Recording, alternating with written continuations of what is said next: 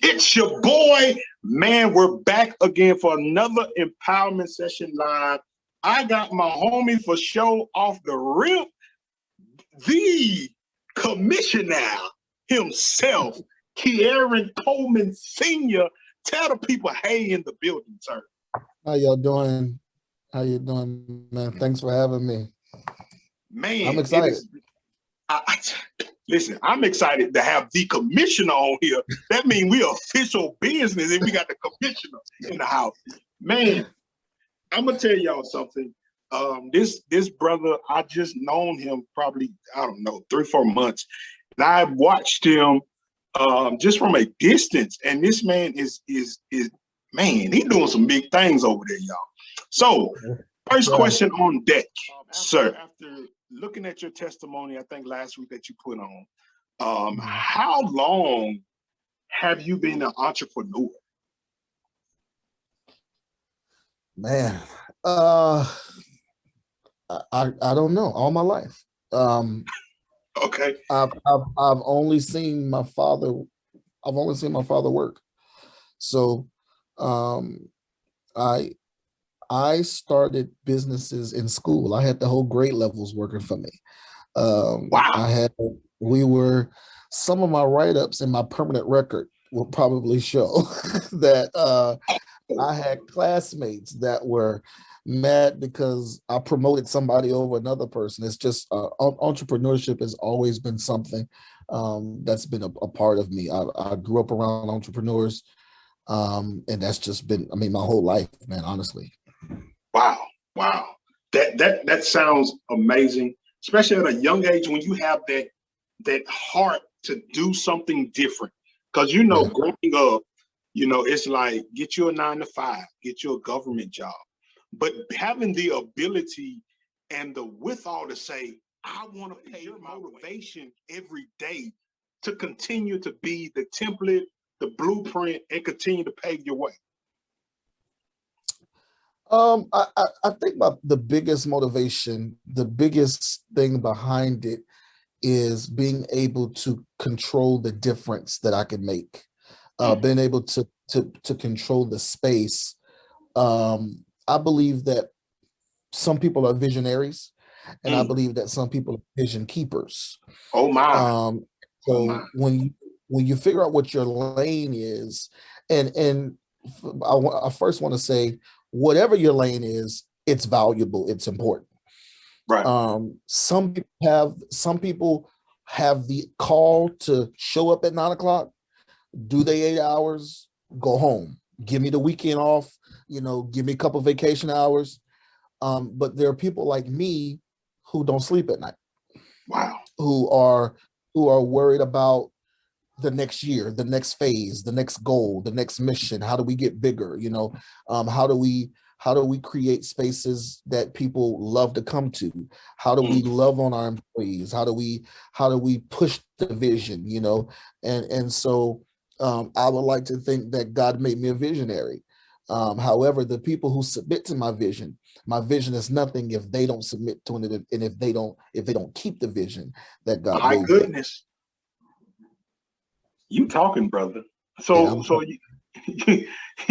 you brought up something, a visionary and a vision keeper, right? Mm-hmm. You said that was, listen, bro, this was the first time I've heard that type of language before, a visionary and a vision. And I'll be on both sides. What's the difference between the two? So a visionary and a vision keeper, I came up with that dropped in my spirit one time when I was working a job. I hated the job. I hated it. And the people there hated me. It wasn't working. Okay.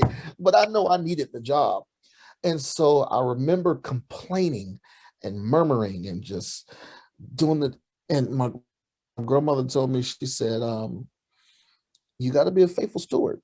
And so I'm sitting here like, well, Grandma, I know I got this rent to pay, but I don't know if this is worth it. I don't know if this is worth it. I said, I'm sitting here on this job every day with people who don't like me, but I'm making somebody else's dream come true when I got my own dreams. Wow. And so I I said, well, I have vision. I mean, I have a vision. I know where God wants me to be. You know, I've been prophesied over. I've been talked. You know, I've heard it. I've been. Everybody say I see it in you. You know, whatever. But I don't. It's just not happening right now.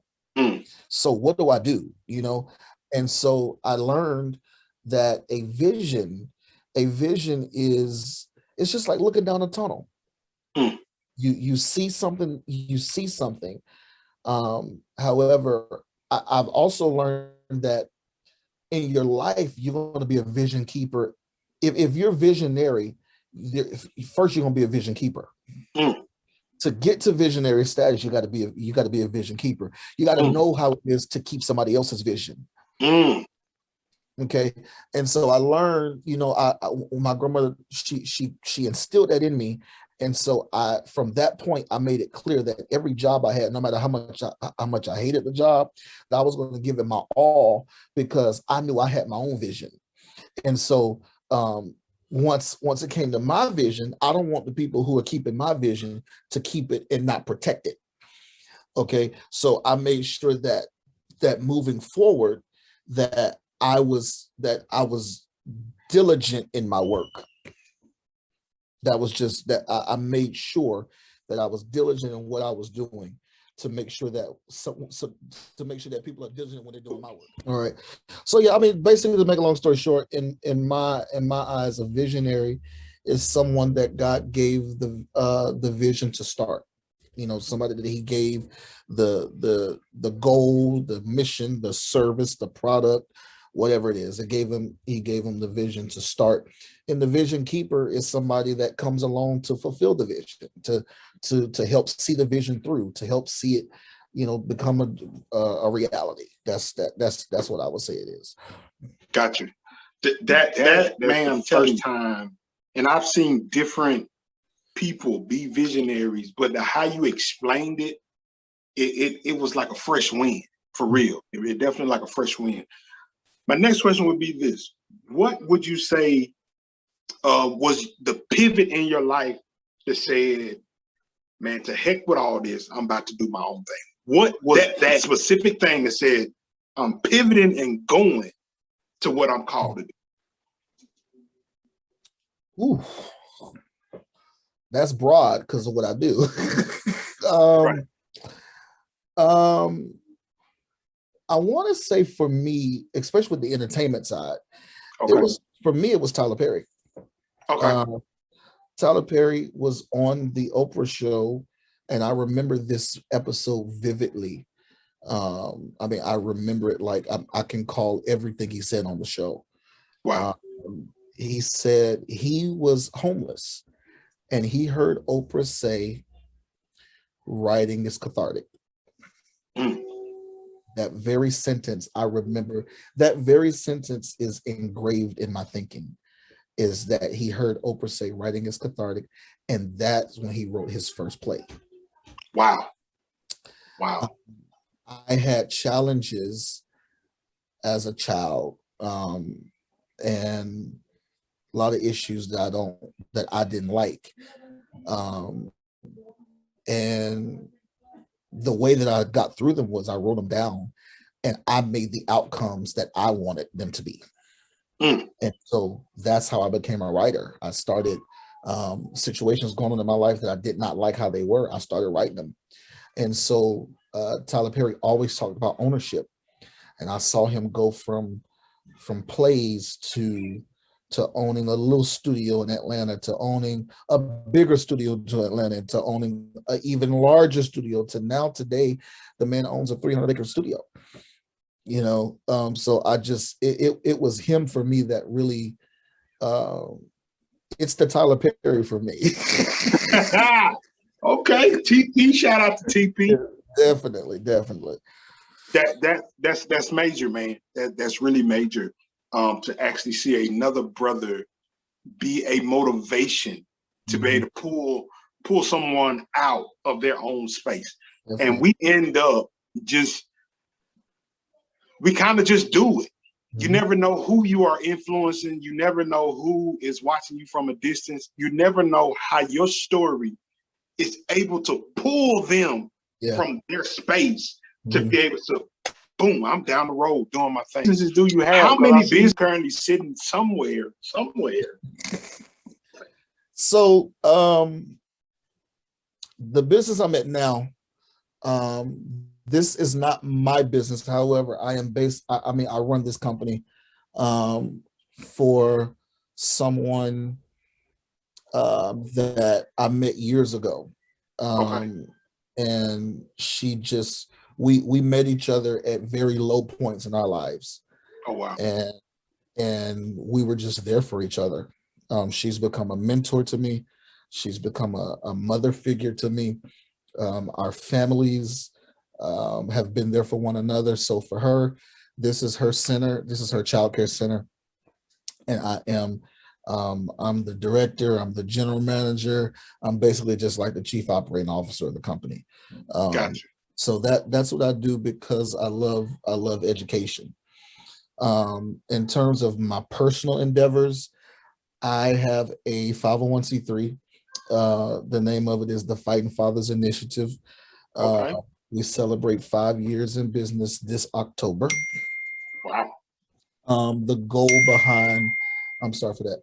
The goal behind the Fighting Fathers was just kind of to help fathers, just to help men, to help men be men. I hate the mentality that all men are bad fathers. Wow. Or that men can't be good parents. And so with the Fighting Fathers, we kind of, COVID kind of slowed us down as expected. But with that nonprofit, I just focus on building men and letting them know, you know, these kids need you. You know, there's something that a child needs from their mother, but there's also something a child needs from their father. Listen, brother. So I just, I want to encourage men. We've connected men with attorneys to get equal shared parenting. I don't believe that either parent should have a say-so over another. I believe that if we have the child's best interest at heart, then we can make the best decision. I don't believe that if one parent gets mad at the other, that parent should be allowed to dictate or manipulate situations. It's a lot. So I've done that for about 5 years. I have another nonprofit that I'm probably dissolving because I'm just going to incorporate it into my studio. But the name of that nonprofit is the Dreams to Reality Federation. I believe that God has called me to open a avenue for young entertainers to get to learn the craft and to keep them off the streets, to keep them busy. I want thousands of teenagers and young people on my studio sets, learning how to operate cameras, learning how to direct a production, learning how to edit and how to film and how to produce and how to record. If you're too busy on set, you can get shot. Sir. Listen, that's just how I feel.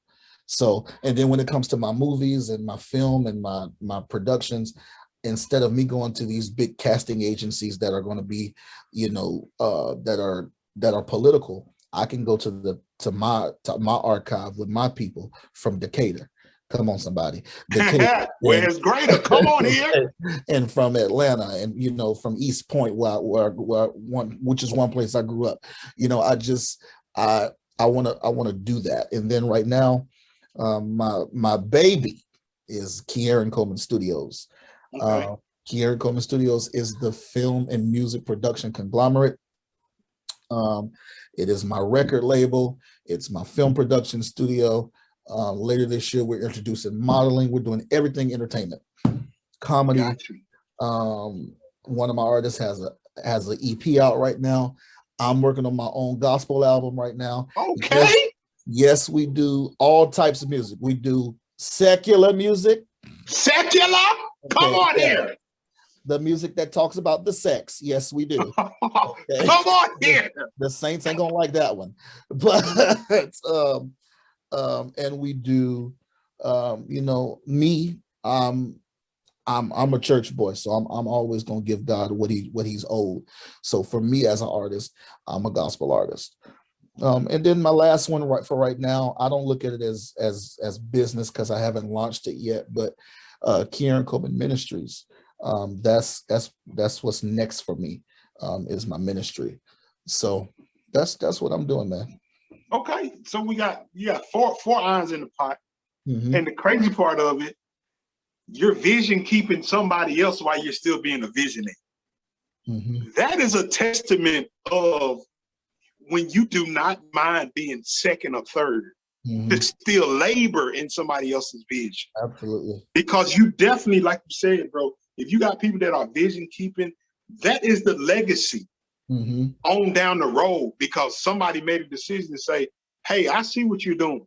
And I see that if I can join with you, yeah, for the time span that I can join with you and still bring you from there to somewhere else, there's the succession, there's the legacy, there is the harvest. Come on, somebody. Listen, you talking good, sir. That will be because somebody made a decision. So definitely, man, I definitely commend you, bro. Like, it's just, wow. So like, you brought up about the music. How long have you been in the music business? So all my life, that too. My dad actually, oh Lord Jesus, I'm not supposed to be saying this. My dad is actually the original commissioner. My dad was known in the music business as the commissioner. Oh, wow. Okay. My dad, he started doing gospel, but he really wanted to do hip hop. My dad has been head of marketing for some of the biggest labels in Atlanta. I mean, he's worked with the likes of Akon. He's worked with the likes of Jermaine Dupri. I mean, the list goes on and on. Wow. Okay. He actually used to manage Candy Burst. So, it's there. It's just always been there for me, and I've always wanted to be like my dad. And so we're actually doing something called Candidly the Commissioner, and in there I talk about how recently my dad gave me his blessing to call myself the commissioner. So when I say I'm the commissioner, it's big. It's big, man. My father calls me the commissioner. You can't take that from me, dog. You can't take that from me, man. So yeah, my dad. Bro, this is such a confirmation. The other day, we do our empowerment moments, and I talked about the father's impartation into his children. Mm-hmm. And when your father is able to give you something from the depths of his heart, something that he has worked through and worked for, and be able to offer it to you as a legacy, nobody can take that from you. Nobody. Because that was my father. He did this and he righteously gave it to me. And now when I'm in the succession plan, come on, somebody, I'm able to take it even farther than what he dreamed. And that's what he told me. That's what he told me. He said, if I'm going to give you my blessing, he said, you got to take it further than when I took it. Wow. You got to be serious about it. You got to make it your own. He said, don't try to be me. He said, but make it your own. And that's what I'm doing. Wow. The blessing of the Father. Listen, the mantle. Come on, somebody. Come on, sir. That is passing. Come on. Yes, sir. Yes, sir. Yeah. Wow. In that, so I know you talk about the ministry part. I believe you got some children, right, bro? Three of them. Blessed be. Yeah. Blessed be. So you got the child. You got some children, my bad, plural, children, got the wife. And here's one of my last questions. As being a man, how do you balance all of that with family? Transparency. I'm under the, I used to be so upset with my father because he just was never home. Wow. He wasn't home. He traveled. I mean, if there's one man that knows something about planes and traveling, it's my dad. If there's some man that knows about checking in, checking in and out of hotels, going in and out of cities. I remember when he would take me with him, we would check in the hotel just to get a shower, and we would check out the same hotel. I'm like, so wait, you just paid for a hotel for a whole day and we're checking out? Yeah, we gotta get back on the road. Wow. I'm like, okay, we going in here just to eat real quick, just to no, we sleep on the bus, we sleep on the van, we sleep on the plane. We don't we're moving. And so but I realized every time he was gone, he was working. And I knowing him, if he could have been with me and been with us, he would have been. And so with my wife, I met my wife when we were both 14 years old. Come on. Listen, she's my biggest faith testimony. I told her at the age of 14, I said, I don't know your name. I've never met you before, but you will marry me. Come on, listen, you will marry me. You will give birth to all of my children. Listen. And you will be the first lady of my church. Prophesy then. Listen, she looked at me and those words were not holy. Okay. First of all, who are you? What is my name? Okay. Like, who are you? And then I'm not children. I'm 14. Listen, we still children ourselves. Right. But I walk heavily in the prophetic, very heavily in the prophetic. And I saw my wedding day when I met my wife. Wow. So on my wedding day, when I saw it in the flesh, I was like, oh, I've been here before. Deja vu. I've been here before. So with her,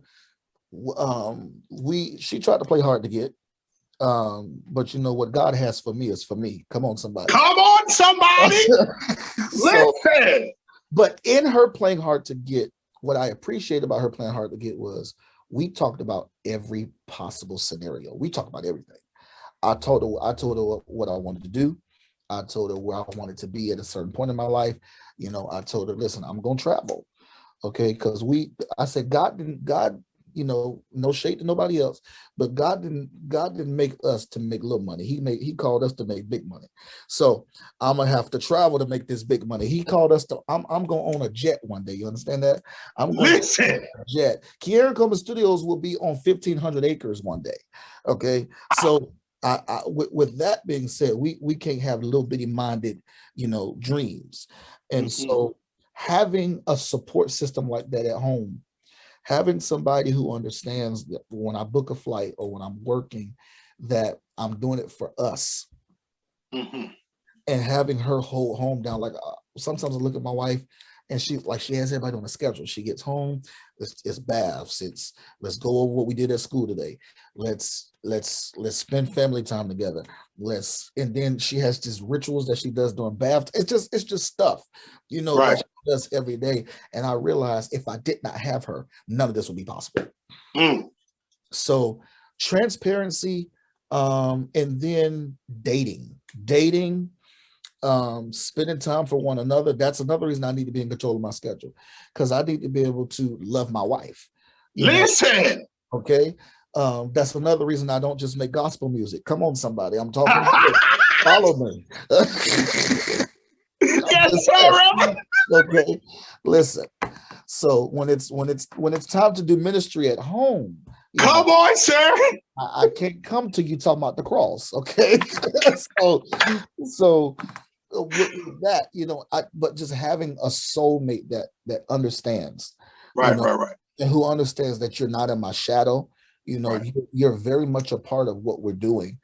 Even with ministry, like I've been through so many issues with different churches. I feel like, I don't know about you, but I feel like after my ordination, all hell broke loose. And I felt like that was supposed to happen. I'm like, wait, I didn't know once you get the title, that's when the hell come. I thought the hell was getting to the title. So, just her being there and being transparent and supportive and understanding, it makes it all worth it. Right. Definitely. Wow. Man, shout out to Ashlye? Shout out to Ashlye. You the real MVP. Because the word says a man that finds. Listen, that finds. I found her. I found her on the 8th day of August. Come on, somebody. Yes, sir. The 8th day of August. We were in PE, second period. Okay. Second period in PE. Yes, sir. I'll remember. Man, oh my goodness. I have really enjoyed you on here with me. All our empowerment session lives, we give all our guests the opportunity, 2 minutes to empower someone, empower that man that is multi-gifted and may have found his wife, empower that man how he can make it through all of this and still be who he's called to be. I'm gonna give you 2 minutes, sir. All right, let me know if I go over, because preachers go over. Preachers have 3 closings. Yes, sir. But first thing I want to say is something I say often is everybody has a birth year, a death year, and a line in between. My question to you today would be, what are you doing with the line in between? What are people going to say about you when you leave this earth? No matter what your dream is, and I want to correct that. If your dream doesn't seem impossible, it's the wrong dream. If your dream is something that seems like it's going to be microwavable and it's something that's going to happen overnight and it's something that you ain't got to work hard for, it's not the right dream for you. Your dream has to make you uncomfortable. It has to make you sweat. It has to make you think like, okay, look, do I really need to do this? If you're not comfortable, discomfort brings growth. In discomfort, there's elevation. So my advice to any man on here, any human being on here, is get out of your comfort zone. Get around people. And here's another thing: if you're the smartest person in the room, you need to switch rooms. Surround yourself with people. The circle of life should be, you should always have somebody in your life that is smarter than you, that has more wisdom than you, that has been places you're trying to go. You should also have somebody who's on the same level as you. But then you should also have somebody who you're at a higher level than, so you can pour into them. And despise not wisdom. Despise not wisdom. Surround yourself with people who know more than you. Let them talk. Let them teach you. Ask questions. The stupidest question a person can ask is the one that they keep to themselves. Always ask questions. Study to show yourself approved, and put God first. As long as you put God first, you'll be good. And if you don't have people who are fighting you, you're doing the wrong thing. That's just simple. That's all I got to say. I think I'm 2 minutes. Y'all heard it here from the commissioner, Aaron. Also, bro, we give you an opportunity to shout out your businesses, where we can find you on social media: Instagram, Twitter, Snapchat, TikTok. If you want to give us that information, you can go ahead and do that now. So everything is KC Studios ATL. KC Studios ATL on every handle. Got you. Y'all heard it. Y'all follow this brother, KC Studios ATL. Y'all follow him on the book and Facebook and Twitter and all that great stuff. It's been your boy. Y'all join us every morning for the empowerment session. We just gonna be talking to how we want to talk. I appreciate you so much, Kieran. Man, you're about to blow up. That's all I got to say. It's been your boy. Flip flop, you don't stop. Peace, love, and hair grease.